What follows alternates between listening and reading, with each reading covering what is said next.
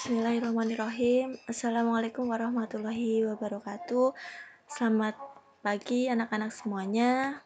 Untuk kelas 8, hari ini kita akan memulai belajar tentang bab 8, yaitu tentang sistem pernafasan pada manusia. Ya. Langsung saja kita masuk ke materi ya. Sistem pernafasan manusia. Setiap saat manusia itu menghirup dan menghembuskan udara. Tahukah kamu apa fungsi udara bagi manusia? Apakah semua jenis gas yang terdapat di udara diperlukan oleh manusia? Kemudian bagaimanakah mekanisme pertukaran udara di dalam tubuh manusia? Untuk mengetahui jawabannya, mari kita pelajari bab ini dengan bersemangat ya. Nah, tujuan pembelajaran hari ini yaitu melalui gambar organ pernafasan manusia, peserta didik dapat menjelaskan letak dan nama masing-masing organ pernafasan pada manusia dengan tepat. Kemudian yang kedua adalah melalui gambar organ pernafasan manusia, peserta didik dapat menjelaskan masing-masing fungsi organ pernafasan manusia dengan tepat. Yang ketiga, melalui video pembelajaran hari ini, peserta didik dapat menjelaskan mekanisme pernafasan dada. Dan yang keempat adalah melalui video pembelajaran hari ini, peserta didik dapat menjelaskan mekanisme pernafasan perut dengan tepat. Struktur dan fungsi sistem pernafasan pada manusia. Yang pertama yang akan kita pelajari adalah organ pernafasan pada manusia melalui gambar. Yang pertama, organ pernafasan manusia itu yang pertama udara akan masuk melalui rongga hidung. Bisa juga melalui rongga mulut, tapi lebih baik menggunakan rongga hidung karena rongga hidung itu ada bulu hidung yang menyaring udara. Ya, tapi bisa ya kita bernafas melalui mulut. Masuk di sini di pangkal sini di percabangan antara rongga mulut dan rongga hidung ada yang namanya faring. Ya. Kemudian masuk ke laring. Di sini ada yang namanya epiglotis. Ini adalah percabangan ya. Epiglotis itu adalah katup yang akan menutup ketika kita makan ya. Jadi di sini kan ada yang namanya kerongkongan di belakang ya. Kemudian di depan ada tenggorokan, jadi berbeda. Kalau kita bernafas menggunakan tenggorokan ya, bukan kerongkongan. Jadi di sini ada katup yang menghindari makanan masuk ke alat pernafasan. Setelah dari laring masuk ke trakea, batang tenggorokan. Ada percabangan yang disebut dengan bronkus, cabang tenggorokan. Ada yang percabangan kecil-kecil lagi, banyak ini namanya bronkiolus. Kemudian masuk ke bagian paru-paru. Di dalam paru-paru ada yang namanya alveolus ya. Kemudian ini ada rongga di bagian perbatasan ini, rongga dada dan rongga perut, ada yang namanya diafragma ya, yang berfungsi untuk pernafasan perut. Ini pada laki-laki juga sama ya. Bronkus, ada bronkiolus. Ternyata jumlah bronkiolusnya di sini berbeda ya percabangannya. Secara struktural, sistem pernafasan tersusun atas dua bagian utama, yaitu sistem pernafasan bagian atas yang meliputi hidung dan faring. Kemudian ada sistem pernafasan bagian bawah yang meliputi laring, trakea, bronkus, dan paru-paru. Secara fungsional, sistem pernafasan tersusun atas dua bagian utama, yaitu yang pertama zona penghubung yang tersusun atas rongga dan saluran yang paling terhubung baik di luar maupun di dalam paru-paru. Bagian penghubung meliputi hidung, faring, laring, trakea, bronkus, dan bronkiolus. Fungsi dari bagian penghubung yaitu menyaring, menghangatkan, dan melembabkan udara, serta menyalurkan udara menuju paru-paru. Kemudian yang kedua ada zona respirasi, tersusun atas jaringan dalam paru-paru yang berperan dalam pertukaran gas, yaitu alveolus. Kemudian organ yang pertama tadi kita pelajari adalah organ hidung. Organ hidung ini di dalamnya ada rambut hidung untuk menyaring partikel udara ya.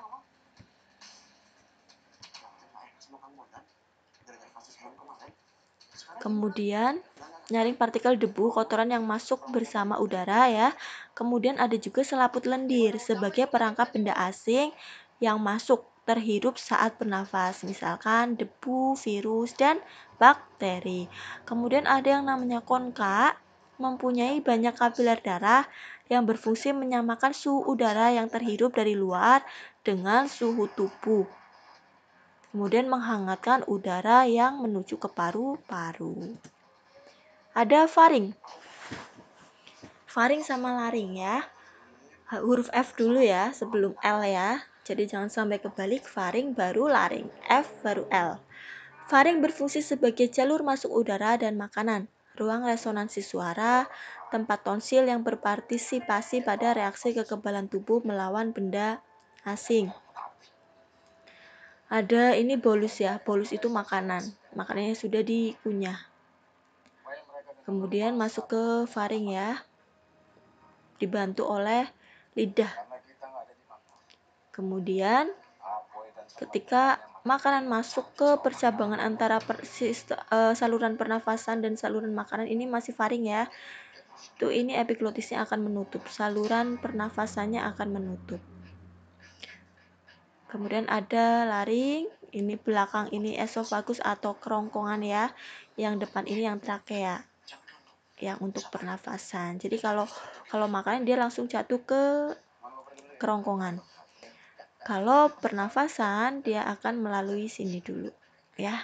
Ini akan membuka ketika kita bernafas. Katup epiglotis akan membuka sehingga kita memang dilarang ketika kita makan kita sambil bersuara. Kenapa? Karena bisa tersedak. Yaitu peristiwa tersedak adalah makanan masuk ke dalam tenggorokan, ke dalam laring, ke dalam saluran pernafasan. Karena ketika kita berbicara, maka otomatis kita akan mengeluarkan suara, mengeluarkan nafas ya. Sehingga dia akan membuka. Sehingga ketika kita sambil makan, maka makanannya bisa masuk ke saluran pernafasan. Itu yang disebut sebagai tersedak. Kemudian ada laring. Laring menghubungkan faring dengan trakea. Terdapat epiglotis, yaitu katup tulang rawan yang menutup saluran pernafasan ketika menelan makanan atau minuman. Di dalam laring juga ada pita suara, yaitu udara yang melewati laring dapat menggetarkan pita suara sehingga dihasilkan gelombang suara. Setelah dari laring, faring, laring, trakea, batang tenggorokan. Trakea itu penghubung laring dengan bronkus. Panjangnya mencapai 10-12 cm dan lebarnya bisa mencapai 2 cm tersusun dari tulang rawan. Terdapat silia itu bulu-bulu halus untuk menyaring benda-benda asing yang masuk ke dalam saluran pernafasan. Jadi kalau ada benda-benda asing seperti debu ya atau bulu, kita tenggorokannya akan terasa gatal. Itu silianya dia akan bergetar untuk agar kita terbatuk sehingga debunya itu akan keluar dari tenggorokan ya. Jadi yang pertama disaring oleh bulu hidung. Kalau dia tetap lolos, maka akan disaring lagi oleh trakea, oleh rambut-rambut getar ini silia. Bronkus. Bronkus itu merupakan cabang trakea ke paru-paru kanan dan kiri. Trakea ini ya. Ini bronkus namanya, percabangan. Kemudian ada bronkiolus, adalah cabang dari bronkus. Ini ya. Ini bronkiolus yang kecil-kecil. Ini bronkusnya cabang jadi 2, ini bronkiolusnya. Kemudian yang terakhir adalah paru-paru yang di dalamnya ada alveolus. Paru-paru terbagi menjadi 2 bagian, yaitu paru-paru kanan atau pulmodexter yang terdiri dari atas 3 lobus dan paru-paru kiri, pulmosinister yang terdiri atas 2 lobus. Kemudian ada selaput pembungkus paru-paru, ini disebut sebagai pleura. Dia dibungkus oleh selaput tipis yang disebut dengan pleura ya. Kemudian ada alveolus, ini berfungsi sebagai tempat pertukaran oksigen dan karbon dioksida. Ini alveolus itu bentuknya kalau diperbesar seperti ini. Kantong-kantong alveolus. Kemudian ada banyak sekali kapiler darah yang membawa oksigen sama karbon dioksida. Jadi dia bekerja sama dengan jantung yang memompa darah, yang membawa darah, kemudian dibawa ke alveolus untuk ditukar menjadi udara darah yang bersih yang kaya akan oksigen untuk diedarkan ke seluruh tubuh. Ya. Jadi masih ada hubungannya dengan peredaran darah. Semuanya akan saling bergantung. Ini di sini sekarang banyak sekali karena lagi pandemi Covid ya.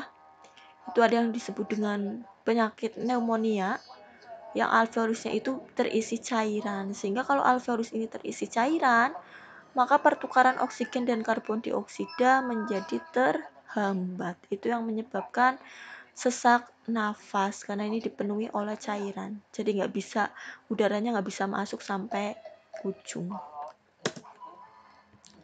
Kemudian ada mekanisme pernafasan manusia, pernafasan perut yang pertama. Pernafasan perut ini dengan pernafasan dada ada dua macam ya, pernafasan perut dan pernafasan dada. Perbedaannya pernafasan perut itu melibatkan diafragma, kalau pernafasan dada itu melibatkan tulang rusuk. Ya. Inspirasi berarti masuk, ekspirasi berarti udara keluar. Inspirasi, otot antar tulang rusuk berkontraksi, otot diafragma berkontraksi ya. Berkontraksi berarti dia akan mendatar, kemudian rongga dadanya jadi besar. Coba kita tarik nafas bersama-sama. Ya, rongga dadanya besar ya. Kemudian paru-parunya juga akan membesar, tetapi tekanan di dalam paru-paru, tekanan udaranya dia akan mengecil. Jadi kalau inspirasi udara masuk semuanya membesar berkontraksi ya, kecuali tekanan udaranya, sehingga udara dapat masuk ke dalam paru-paru. Ekspirasi kebalikannya, otot antar tulang rusuk berelaksasi, diafragmanya berelaksasi yaitu melengkung ke arah atas. Ini ya, diafragmanya melengkung ke arah atas. Kemudian rongga dadanya mengecil, paru-parunya mengecil, udara keluar. Coba kita menarik nafas menggunakan perut ya, otot perut, dan menghembuskannya. Bisa dibedakan ya. Kemudian pernafasan dada. Pernafasan dada, otot antar inspirasi ya, otot antar tulang rusuk berkontraksi, rongga dadanya membesar, paru-paru membesar, tekanan dalam paru-paru mengecil, udara oksigen masuk ke dalam paru-paru. Ekspirasi, udara keluar. Otot antar tulang rusuk berelaksasi, rongga dadanya mengecil, paru-parunya mengecil, tekanan dalam paru-paru membesar ya. Udara yang kaya dengan karbon dioksida keluar ke dalam paru-paru. Ya, bedanya di sini. Seharusnya kalau di perut ini nggak ada ya, nggak ada otot antar tulang rusuknya.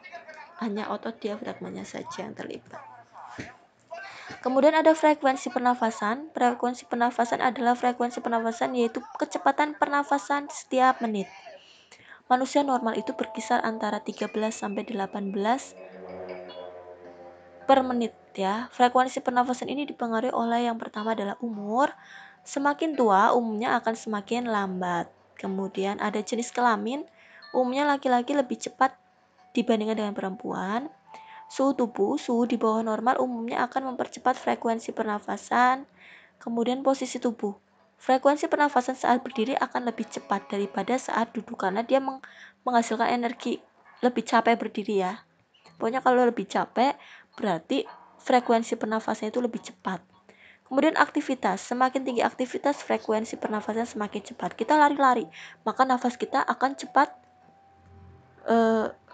keluar dan masuk ya. Volume udara pernafasan.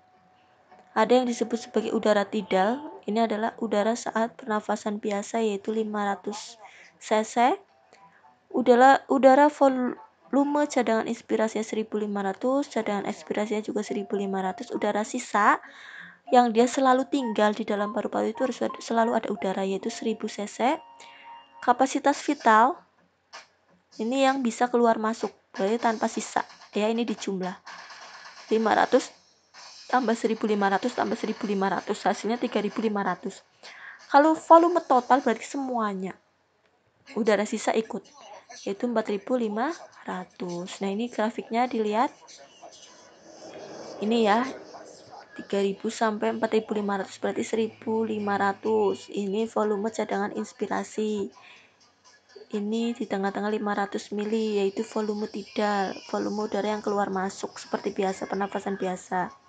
1.000 sampai 2.500 dikurangi 2.500 kurangi 1.000 yaitu 1.500, yaitu volume cadangan ekspirasi. Kemudian di bawah sendiri ini ada volume sisa atau residu yaitu dengan volume 1.000 ml. Kapasitas vital tadi 3.500 yaitu volume cadangan inspirasi ditambah volume tidal ditambah volume cadangan ekspirasi, yaitu kapasitas vital yaitu 3.500. Dari 1.000 sampai 4.500 sama dengan 3.500 ya. Volume total paru-paru berarti volume seluruhnya dengan volume sisanya ditambah volume sisa juga, jadi 4.500. Untuk volume udara pernafasan dapat diukur dengan menggunakan alat respirometer atau spirometri, yang secara garis besar volume udara pernafasan dapat dibedakan menjadi 6, yaitu yang pertama tadi volume udara tidal. Tidal itu pernafasan biasa, yaitu volume udara pernafasan inspirasi biasa yang besarnya lebih kurang 500 cc atau 500 ml. Yang kedua adalah volume cadangan inspirasi atau udara komplementer, yaitu volume udara yang masih dapat dimasukkan secara maksimal secara bernafas inspirasi biasa yang besarnya lebih kurang 1.500 cc.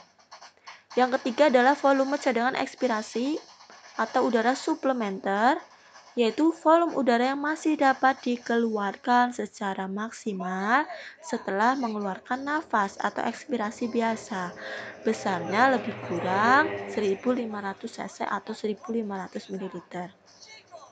Yang keempat adalah volume sisa atau residu, yaitu volume udara yang masih tersisa di dalam paru-paru setelah mengeluarkan nafas maksimal yang besarnya lebih kurang 1.000 ml atau 1.000 cc. Kemudian tadi ada kapasitas vital paru-paru dengan volume total paru-paru. Volume vital itu adalah volume udara yang dapat keluar masuk secara maksimal dari paru-paru atau ke paru-paru.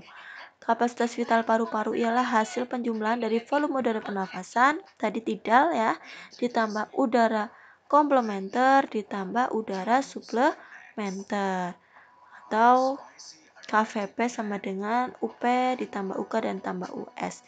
Besarnya tadi adalah 3.500 ml, lebih kurang ya. Kemudian yang terakhir adalah volume total, seluruhnya ya. Volume udara yang dapat ditampung oleh paru-paru secara maksimal. Kapasitas total paru-paru ialah penjumlahan dari kapasitas vital paru-paru dengan udara residu.